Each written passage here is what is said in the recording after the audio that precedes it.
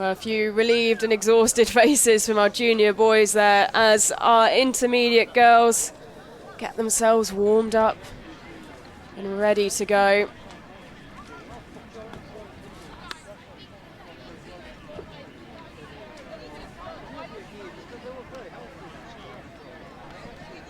A lot of these girls, like in the junior girls, have had quite an extended season. Not a huge amount of opportunities for break in what has been a very busy track season into cross-country season. Quite swift transfer between the two this year, and obviously coming out of COVID and the restrictions that the pandemic brought, a lot of these young athletes took all the opportunities they could indoors, then again on the track, with London Mini Marathon being in October for the last time.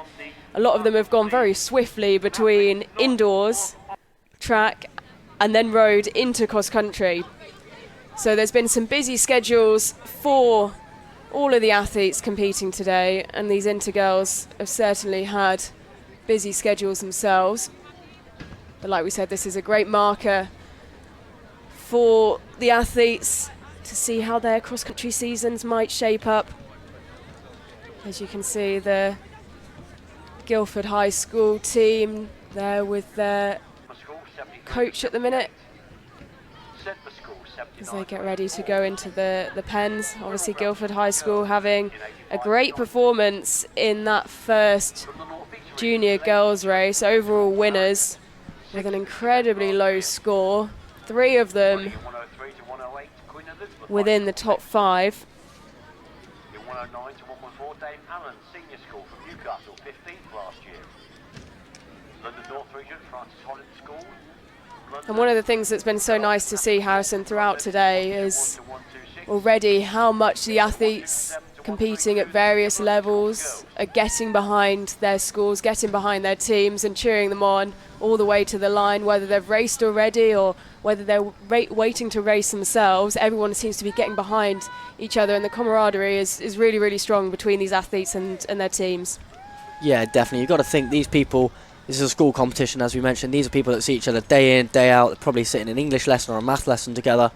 And there's probably some non-runners in there as well. You have to bear in mind this is a school competition. Not everyone's a club runner. There might be people in there who it's their second sport. They might play hockey or rugby or football or another sport. So it's good to see a mix of very talented athletes and some people that might just be in their first, second or third cross-country race. So it's good to see that level of support for all the athletes in the field. Yeah, but encouraging each other nonetheless as our intermediate girls line up for the start of their race. You can see the marshals clearing to either side as the athletes wait for the gun, poised. And they're away, and you can see the sweep of the athletes. It's so important, isn't it, Harrison, to get a good start in these cross-country races, but also not overcook it. It's a very fine line to toe, isn't it? Definitely. The amount of times you can go off what you don't think is hard, but is just too hard, and you get a kilometre, 2 kilometres into a race, and you're struggling. This race, I believe, is 2,300 metres, so 2.3 kilometres. So if you can get 1 kilometre in and be in the red very early, be a bit tired, you've got a long run to the finish. So it's really fine margins. Just go off hard enough to still be in contention, but don't go off so hard that you can't finish the race. But I think everyone here seems to have done a good job getting away cleanly and smoothly with as little damage to each other as possible. Absolutely. In contrast to the mini marathon, I'm sure those who competed in the mini marathon this year will be prepared for the messy starts and the competitiveness and the adrenaline that's flowing through the athletes at the start of those races. Still very bunched up through the early stage as they make their way up that first hill. And like you said, Harrison, the challenging parts of this course are later on. They're in that second field where that steep uphill is. So it's important for the athletes to save themselves for when they get round into that second field. Definitely. We see the conditions still holding up for them. Maybe a bit worse than they were for the junior girls, junior boys races, but they still seem good. We can see the green grass still down there. We can see the lines where the athletes have run. but that's not necessarily a problem. That's where the grass has been compacted and trampled over by however many hundreds of people have gone through it. So it's good to see the conditions holding up well, and it's credit to the school really who are hosting this competition. Yeah, we have a front three there, and in the middle you can see Katie Pye, who, like Kitty Scott, her teammate in the junior girls race, has very quickly gone to the front, is holding that line very, very well. She's taking the racing line there. She's got her tactics down, and there is another Guildford High School vest not far behind her, number 2, Robin Simmons. So they'll be keeping their eyes on this team prize. They'll want to replicate the good performance of their junior girls team as they loop round this first field for the second time.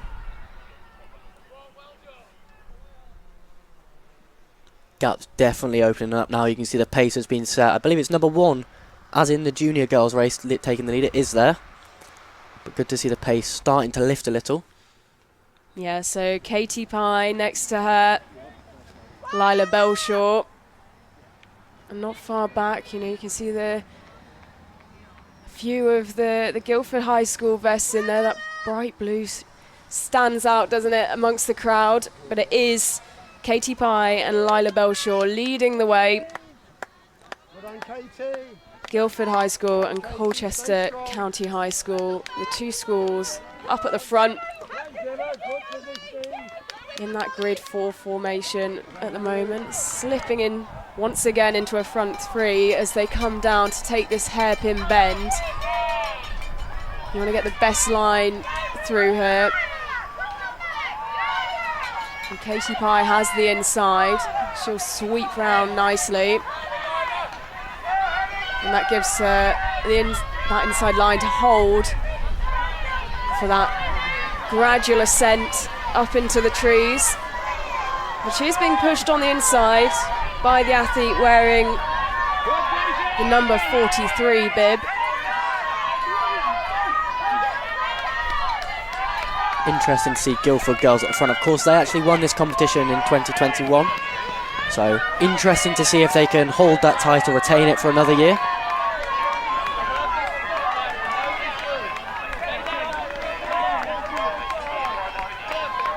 They've certainly got the numbers up there at the moment. Yeah, they do. That vest stands out, doesn't it?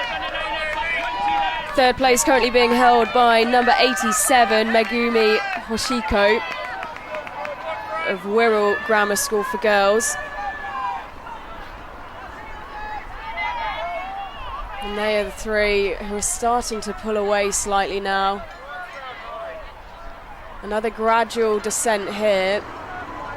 And this is where the course gets slightly muddier, but the underfoot conditions may be slightly deceptive here, because even though you can see the green has faded into a slightly more muddy brown, it's still quite compact, not too slippery, but the turn here is where some athletes might find some problems. Strung out well, which means it shouldn't be too difficult for these front set of athletes to navigate this tricky turn into the uphill. We're getting good underfoot conditions, and picking that line to run is key. Katie Pye digging deep there, you can see her head down. She's carrying that momentum well, taking the bend there.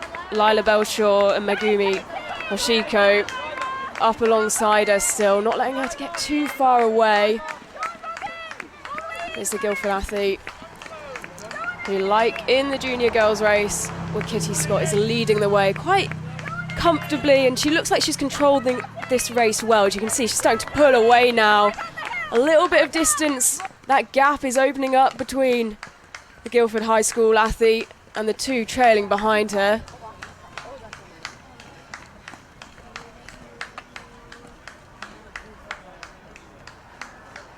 And this is a key time to launch an attack on the athletes behind when they're slightly fatigued from that steep uphill. If you can launch an attack here, this can be a killer move,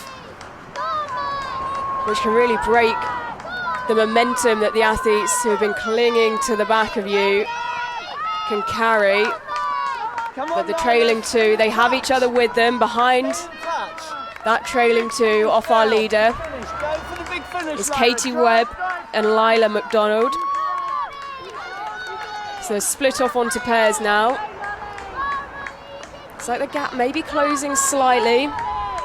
Lila Belshaw, you can see those fluorescent long shot socks, can't you? The shin guards all the way up. Gaps like these are deceiving. From an aerial shot, they don't look very big, but when you're the athlete, you know you're holding on. They seem to be pulling away and coming back and pulling away. It's very difficult to judge how fast they're moving. It's very difficult to judge how big the gap is, and I'm sure they'll be spurting around the corners to try and make that gap appear bigger and psychologically play with each other almost and make the advantage seem unachievable. But so far they're just about hanging on. That gap is definitely growing slightly. So Katie Pye with 10, 15 metre advantage here on the two athletes behind, and that gap is opening up slightly between the trailing two as well. Lila Belshaw just opening her stride a little bit as we get into this sweeping downhill. She's pulling away from Hoshiko behind her. There is still time to rally for the Rural Grammar School athlete. Fairly evenly split now as they come into 100 metres to go. And it is a glance to the side for Katie Pye, the Guildford High School athlete who pushes all the way to the line. And it was a dominant performance from the youngster who's given it her all as she just bends over and takes some deep breaths. She took the lead early on, controlled the pace, and it's paid off. The tactics may be implemented by the school. You can see a very similar race tactics from what we saw in the junior girls. It's a very mature way of running, just to control the race, not go off too hard as we saw in the boys' race. Obviously, Tom still managed to take the win, don't get me wrong, but it's very mature, very progressive way of running, just to get in the pack, move it through, and towards the end of the race kick on and secure the win as late as possible. So we just see a replay of that killer finish. Pushing all the way to the line. She had known that she had a significant advantage on the athletes behind her, but still Lila Belshaw was charging through those latter stages. And Megumi Hoshiko coming through for third. But another brilliant performance from a Guildford High School athlete. They've got the face paint on, they've got the support around the course, being cheered on all the way through by their teammates. They've had some of the best support today, and it's showing.